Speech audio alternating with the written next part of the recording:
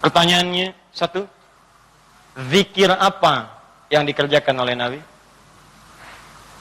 Kan antara subuh, ba'da subuh sampai ke syuruk kan zikir. Zikirnya apa yang dikerjakan? Apakah kalimat thayyibah ataukah yang lain? Kita bahas. Yang kedua, selesai sholat kemudian duduk. Apakah duduknya di tempat dia sholat? Atau boleh pindah ke tempat lain? Yang penting di area masjid. Ya, misal antum sholat di posisi yang sebelah kanan di sana. Tiba-tiba setelah itu nggak ada mushaf, pengen baca Quran, mushafnya di sana. Apakah boleh pindah ke sana? Atau kalau pindah, gugur ininya. Awas, hati-hati dilihat. Mau pindah, aduh takut gak dapat haji. Mau pindah, aduh takut umroh. Di situ aja gitu kan. Pas tiba-tiba ada cleaning service, Pak, maaf Pak, sebentar geser dulu. Maaf ya, haji dan umroh. Nah, kita lihat tuh seperti apa memahaminya. Karena ada yang menafsirkan gak boleh pindah di situ, gitu. Ya, nanti kita lihat apakah benar harus di situ saja atau boleh berpindah. Kalau boleh berpindah, apa dalilnya? Kalau memahami di situ saja, bagaimana keadaannya? Paham? Nah, jadi ini satu, dua, dan kasus yang terakhir, Ustadz, bagaimana kalau keluar masjid untuk kebutuhan hajat yang darurat? Pengen ke toilet kan? Ya, memang nggak di rumah, di masjid ada toilet. Begitu mau keluar, ke toilet dulu. Ingat haji dan umrah, haji dan umrah. Ditahan-tahan, gitu kan? Ya, syuruknya dapat, sakitnya juga dapat, gitu kan? Nah, itu seperti itu bagaimana kemudian solusi hukumnya. Nah, kita bahas pelan-pelan. Di dalam Al-Qur'an disebutkan beberapa aktivitas yang mampu mendekatkan dan mengingatkan kita dengan Allah dan langsung disebut dengan zikir. Dan ini pun dipraktekkan oleh Nabi sallallahu alaihi wasallam. Contoh. Yang pertama ditemukan di Quran surah keempat ayat 103, paling kanan pertengahan.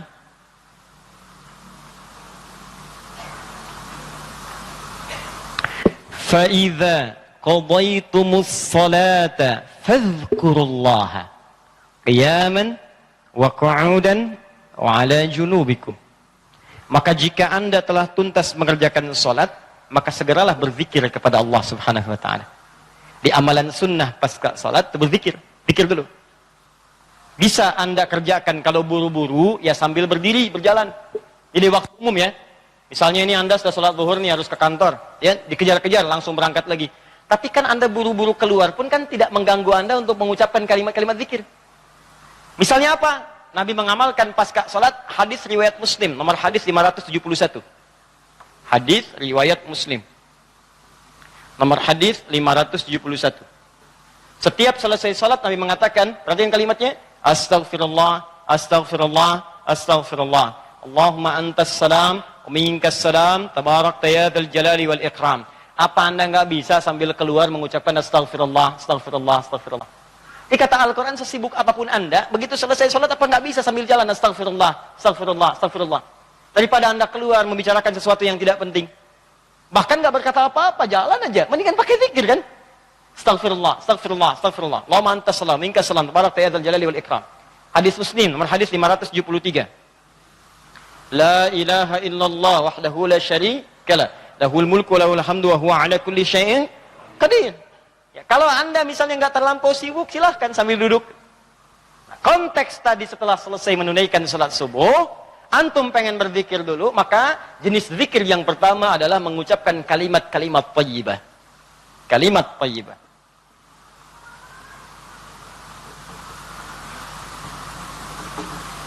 Bisa sifatnya istighfar. Ini dalilnya. Ya. Astaghfirullah, astaghfirullah, astaghfirullah. Ini yang paling singkat. Mau yang agak panjang, Astaghfirullahaladzim, alladzi la ilaha illa huwal hayyul qayyum wa natubu ilaihi. Silakan. Ya, kalau mau yang paling singkat, astaghfirullah, astaghfirullah, astaghfirullah. Sambungkan Allahumma antas salam, minkas salam, tabarakta dzal jalali wal ikram. Tambah lagi dengan kalimat-kalimat tauhid. La ilaha illallah wahdahu la syarika lahu, mulku wa lahul hamdu wa huwa ala kulli syai'in qadir. Kalau mau ditambahkan yang lebih lengkap ada La ilaha illallah wahdahu la syarikalah, lahul mulku wa lahul hamdu yuhyi wa yumiitu wa huwa ala kulli syai'in qadir. Singkatnya kalimat tauhid. Ini masuk dalam kategori kalimat thayyibah. Ini. Dalilnya yang ini. Hadis Muslim, wal hadis 573. Boleh selesai menunaikan salat subuh, salam ke kanan dan ke kiri, antum mulai berzikir dengan kalimat thayyibah. Astaghfirullahaladzim, astaghfirullahaladzim. Atau kalau mau singkat astagfirullah, astagfirullah, astagfirullah. Kan? Baik, teman-teman, ingat baik-baik ya. Karena zikir itu definisinya segala aktivitas yang membuat kita dekat dan ingat kepada Allah. Jadi ketika mengucapkan kalimat ini bukan sekedar diucapkan di lisan. Kalau cuma diucapkan jangankan antum. Anak-anak antum yang 5 tahun, 4 tahun belum balik pun bisa. Apa bedanya bacaan antum dengan bacaan mereka? Sambil ingat Allah. Sambil diingat. Astagfirullah. Apa artinya astagfirullah? Ya Allah, ampuni saya. Saya minta ampun. Ada dosa yang dilakukan. Dosanya disebut dengan zambun. Sifat Allah yang mengampuni disebut ghafir. Ghafir. Muncul surat ke-40 namanya surat Ghafir. Baca ayat yang ketiga, kata Ghafir disandingkan dengan zambun. Ghafiriz zambi wa qabilit taubi. Allah punya sifat Ghafir. Ghafir pemilik ghafar, ampunan. Allah mengampuni orang berbuat dosa. Kalau Anda pengen minta ampun, ucapkan astagfirullah. Istighfar itu permohonannya. Istighfar permohonan ampun, ucapannya astagfirullah. Ampunannya ghafara ghufran, yang punya ampunan ghafir. Kata Allah, saya ghafir. Quran surah 40 ayat 3. Ghafiriz dzambi, minta ampun hei yang punya dosa, minta ampun kepada saya. Ketika engkau minta, saya akan ampuni. Saya tanya pada antum, siapa yang enggak punya dosa? Yuk angkat tangan. Ayo enggak usah malu, angkat aja, saya pulang. Ketika enggak punya dosa bersih kan? Nah, kalau Anda merasa banyak dosa, diberi peluang habis sholat, istighfar. Makanya ketika istighfar, jangan cuma diucapkan, coba rasakan punya dosa apa sampai hari itu, dosa apa. Jadi begitu selesai subuh ingat, dosa pada orang tua, dosa pada pasangan, suami pada istri pada suami, dosa pada anak-anak. Anak-anak orang lain aja yang nggak punya mobil, nggak punya motor, bisa mendidik anaknya hafal Quran, sholatnya bagus. Masa antum udah banyak fasilitas ke masjid? Enggak, jemaah, enggak, bangun terlambat. Antum kurang apa lagi untuk mendidik anak dengan baik? Maka istighfari. Jangan-jangan anak itu nggak soleh bukan karena dia nggak mampu, karena antum nggak bimbing mereka. Makanya antum akan ditanya tuh, jangan dikira mudah punya titipan anak. Jangan dikira mudah, antum akan ditanya. Kenapa ini nggak sholat? Nanti akan ada terjadi di hari kiamat, ini sahih riwayatnya, akan terjadi di hari kiamat. Nanti ada orang tua hampir ke surga, anaknya mau ke neraka, dan dia menyatakan keberatan di hadapan Allah. Begitu menyatakan keberatan, ternyata dosanya dosa orang tua. Anak itu tuh nggak menyembah Allah dengan baik karena dosa orang tuanya. Maka tertukarlah anaknya ke surga, orang tuanya ke neraka. Hati-hati. Dan ada juga yang terbalik. Orang tua ke neraka, anaknya mau ke surga. Orang tua menyatakan keberatan kepada Allah. Dan nanti kejadiannya sangat luar biasa. Nanti lain waktu kita akan bahas. Cukuplah ada banyak keterangan dalam Al-Quran. Ada yang bapaknya Nabi, Rasul bahkan, punya anak ada yang suami, istrinya nggak taat. Ada yang istrinya solihah, suaminya enggak. Seperti Asia dengan Fir'aun. Ada yang suaminya bagus, istrinya enggak. Banyak seperti Lut dengan istrinya. Ada yang bapak, anak dengan istri nggak taat. Seperti Nuh. Itu bukan dongeng, itu kisah disampaikan supaya kita bisa hati-hati. Akan-akan Allah mengatakan begini, cukup aja orang-orang masa lalu begini, kalian jangan begitu. Saya buka kisah seperti ini supaya keluarga kalian selamat. Makanya istighfarin.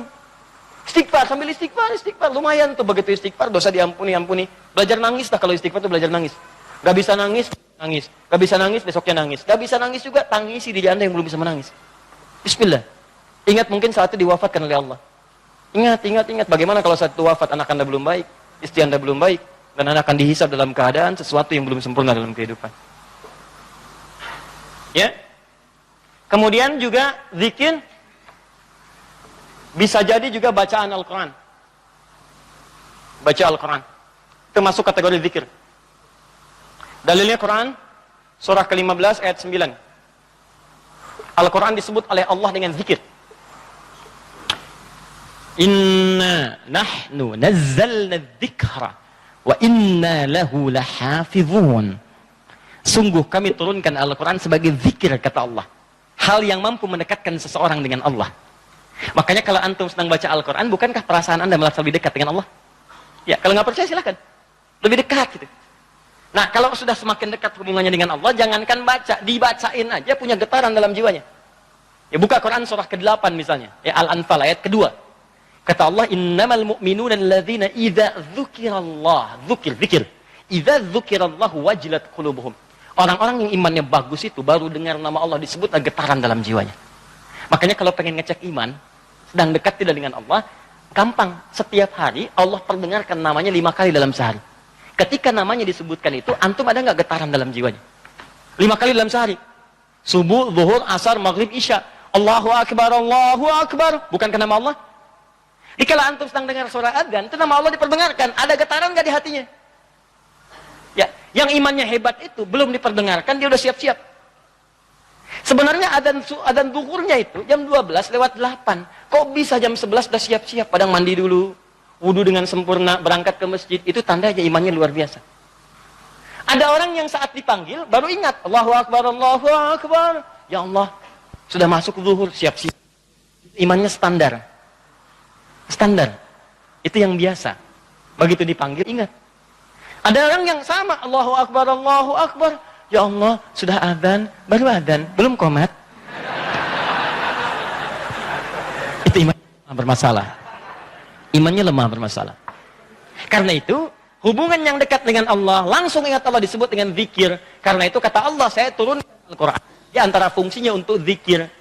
Jadi kalau anda ba'da salat subuh misalnya, sudah astagfirullah, astagfirullah, astagfirullah, istighfar, syuruk belum muncul. Ambil mushaf. Ya, baca. Saya pengennya istighfar aja Ustaz, astagfirullah, syuruknya belum tiba juga, astagfirullah, belum syuruk juga, ada astagfirullah. Ya. Iya. Ambil mushaf, baca. Pahala lebih banyak. Setiap hurufnya 10 kebaikan. Ya, 10 kebaikan. Ramadan nanti tambah jadi 100. Setiap hurufnya 100. Makanya saya sarankan dari sekarang bikin kurikulum. Nanti bulan depan saat masuk Sya'ban, saya akan terangkan kurikulum Nabi saat di bulan Ramadan. Nanti yang bisa dikerjakan saat Ramadan apa saja. Kelemahan orang Islam sekarang, begitu masuk Ramadan, dia tidak punya rencana kegiatan Ramadan. Akhirnya ketika masuk Ramadan, itu asal saja yang mau baca-baca. Ya tidak, mau taraweh-taraweh, mau enggak-enggak. Awal-awal Ramadan semangat semua, penuh. Lihat pertengahan kemajuan, maju sapnya, maju, hilang. Teruskan. 3. Kalau Ustadz saya tuh misalnya mushaf nggak ada, boleh nggak saya misalnya dari hafalan? Boleh. Karena menghafal Quran itu bagian dari zikir. Bahkan keutamaan menghafal Quran itu 4 kali lebih mulia, lebih utama dibandingkan sekadar baca. Itu ditemukan di Quran surah ke-54. Quran surah ke-54 4 kali ayat 17, ayat 22, ayat 32 dan ayat ke-40.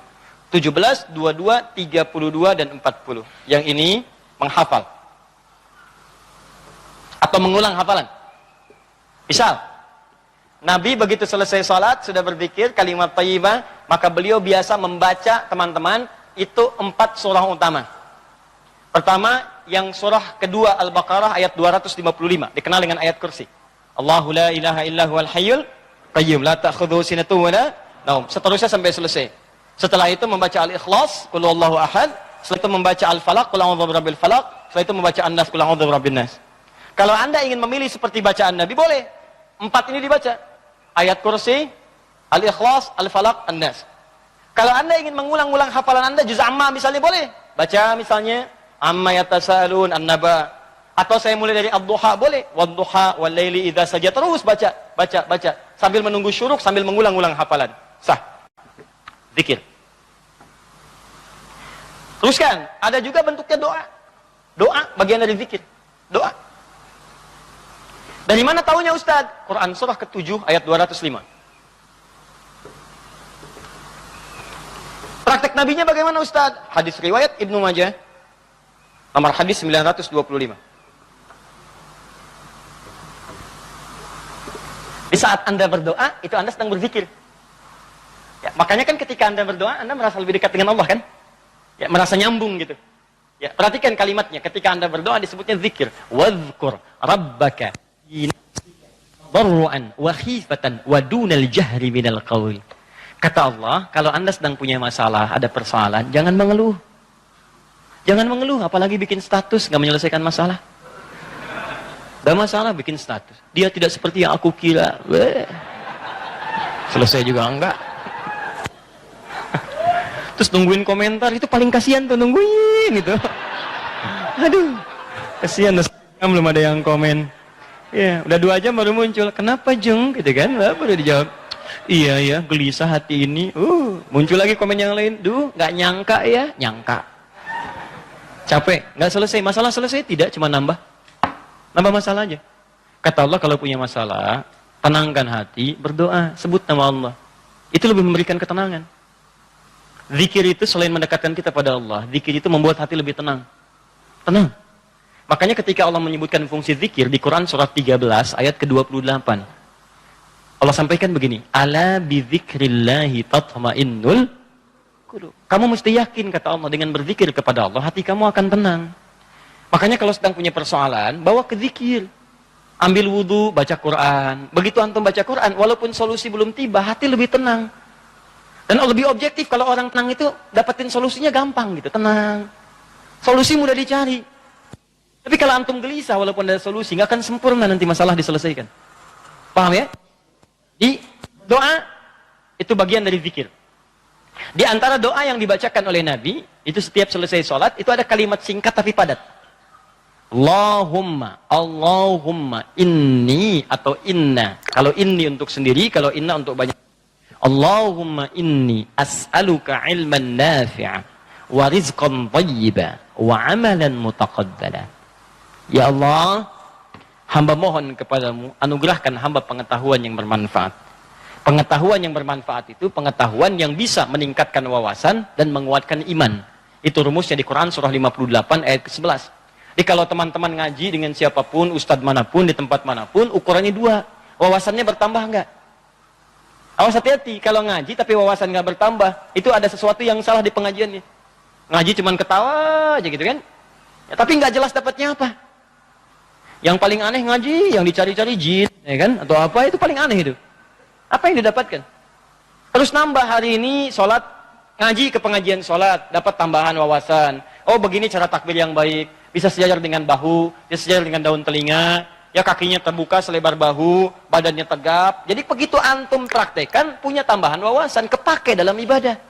Oh begini cara sujud yang sempurna. Jadi itulah yang disebut dengan teman-teman ilmu yang baik. Yang kedua, imannya meningkat, lebih dekat dengan Allah. Jadi kalau antum ngaji dimanapun, di antara cirinya wawasannya luas, tapi keimanan pun bertambah. Karena ada orang yang belajar Islam Pak, cuman keimanannya makin berkurang. Itu yang paling aneh tuh orang-orang liberal. Belajar Islam ke Eropa, belajar Islam ke Amerika, pulang-pulang konslet.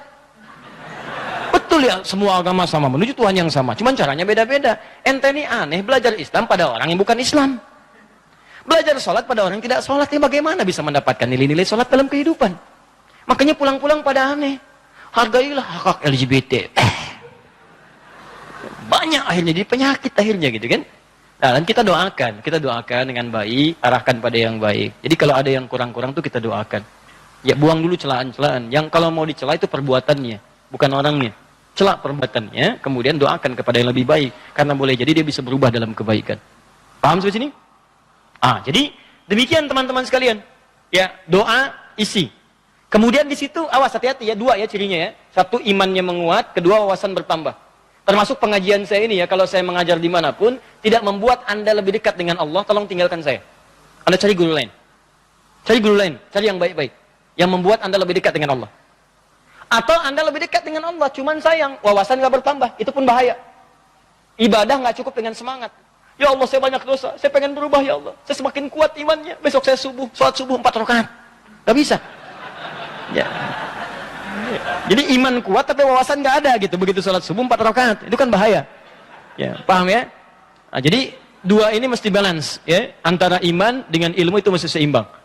Tayyib. Fokus baik-baik. Satu, kita ulangi apa saya tadi, satu kalimat thayyibat.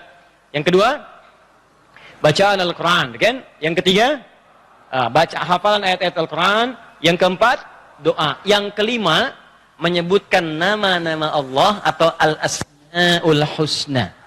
Boleh, itu zikir.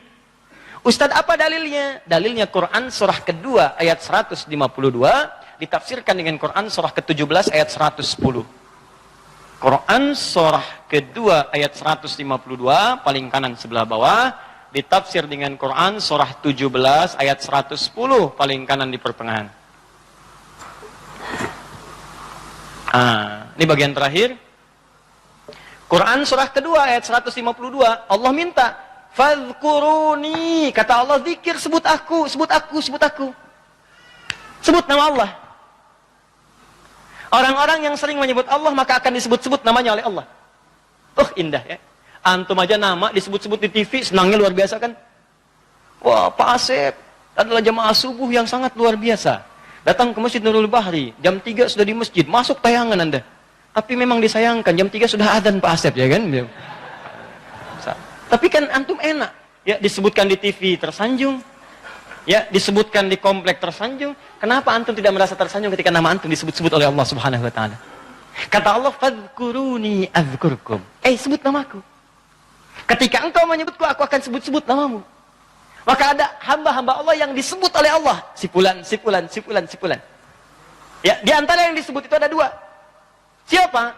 Orang-orang yang sering menyebut nama Allah, khususnya terkait dengan nama-namanya yang mulia. Dari mana taunya? Tafsirkan dengan Quran surah 17 ayat 110. Perhatikan kalimatnya. Kata Allah, "Qulidullaha." Panggil aku Allah. Sebut. Minta. Ada masalah, ada doa, ada masalah, ada solusi. Pengen nyebut Allah, sedang punya persoalan, sebut. Kata Allah, panggil namaku Allah. Awilur Rahman atau Ar-Rahman. Di paling singkat kalau Anda sedang ada masalah, pengen solusi, atau pengen menyebut nama Allah, sebut Ya Allah, Ya Allah, Ya Rahman. Tapi Allah tawarkan begini, ayyamma tad'u falahul asma'ul husna. Ketika engkau ingin memanggilku, menyebutku, aku punya nama-nama terbaik yang sangat sesuai dengan kebutuhan kalian. Di teman-teman bisa sebutkan, misal Anda di pagi itu berharap rezeki pengen ditambah oleh Allah. Sebut, Ya Allah, Ya Razzaq, Ya Allah, Ya Razzaq, Ya Allah, Ya Razzaq, Ya Allah, Ya Razzaq. Allahumma zid fir rizki, Allahumma rzuqni rizqan tayyiban halala. Ya Allah, Ya Razzaq, Ya Allah pemilik rizki, zidni fir rizki, Ya Allah tambahkan rizki saya. Allahumma rzuqni rizqan halalan tayyiban. Berikan rizki kepada saya yang halal dan yang terbaik yang mampu saya dapatkan. Anda sedang punya persoalan, sebut namanya, Ya Allah, Ya Al-Fattah, Ya Al-Fattah, Ya Al-Fattah. Iftah li kullil khair. Ya Allah, Ya Al-Fattah yang pemilik segala solusi, bukakan kepadaku solusi terbaik dari setiap persoalan yang aku alami sampai dengan saat ini. Anda ada yang ganggu di pekerjaan, ada yang sedang usil Islam, sebut Ya Allah, Ya Jabbar, Ya Jabbar, Ya Jabbar, Ya Malik. Ya Malik, Ya Rabb, Ya Malik, Allahumma Ya Jabbar. Ya Allah yang Maha Pelindung. Raja dari segala raja, lindungi aku dari tangan-tangan orang-orang yang jahil. Anda sedang banyak ujian, sebut Ya Allah, Ya Sabar, Ya Sabar, Ya Sabar, Ya Sabar. Zidni sabra. Ya Allah yang Maha memiliki segala sifat kesabaran. Tolong tambahkan kesabaran pada diriku untuk bisa mampu mengatasi ujian yang tengah engkau ujikan. Anda yang sedang mau ujian, Ya Allah, Allahumma Ya Alim, Ya Alim, Ya Alim, Ya Alim. Alimni Ya Allah ma jahiltu. Wanfa'ni bima ta'allamtu. Wa najihni fi imtihani Ya Allah bima radit. Ya Allah yang Alim, yang Maha pemilik ilmu, tambahkan ilmu kepadaku. Ajarkan apa yang belum aku ketahui. Berikan manfaat pada apa yang telah aku pelajari. Dan luluskan aku dalam ujian yang akan aku alami. Minta. Kata Allah, Udhkurni, fadhkuruni, adhkurkum. Sebut saya, aku sebut kamu. Engkau panggil namaku dengan nama terbaikku, aku berikan kemuliaan sesuai dengan apa yang kau butuhkan. Cukup Pak, 5 ini kerjakan habis subuh, selesai. Astaghfirullah, astaghfirullah, astaghfirullah. Allahumma antas salam. Habis itu baca Quran. Baca Quran diulang. Ya, ayat kursi, Al-Ikhlas, Al-Falaq, An-Nas. Habis itu kemudian antum berdoa, habis doa sebut nama Allah. Begitu lihat jam 8. Pip bunyi, waktu syuruk muncul, gitu kan? Kan sekarang ada zaman digital kan? Zaman digital. Ya, ngitungnya gampang kok. Biasanya itu kalau dari subuh teman-teman dari waktunya itu 1 jam, 1 jam setengah itu udah masuk syuruk. 1 jam lah. 1 jam. Jadi kalau sekarang kurang lebih jam 5 misalnya, yaitu 1 jam kemudian, terus 1 jam lewat 10-15 menit sudah masuk ke syuruk. Ya, jadi begitu sudah masuk syuruk, ya antum tunaikan salat 2 rakaat. Ada yang nunggu dulu 5 menit supaya lebih aman misalnya, silakan. Enggak ada masalah. Tunggu 5 menit selesai, tunaikan salat 2 rakaat. Begitu salat sujud lamain.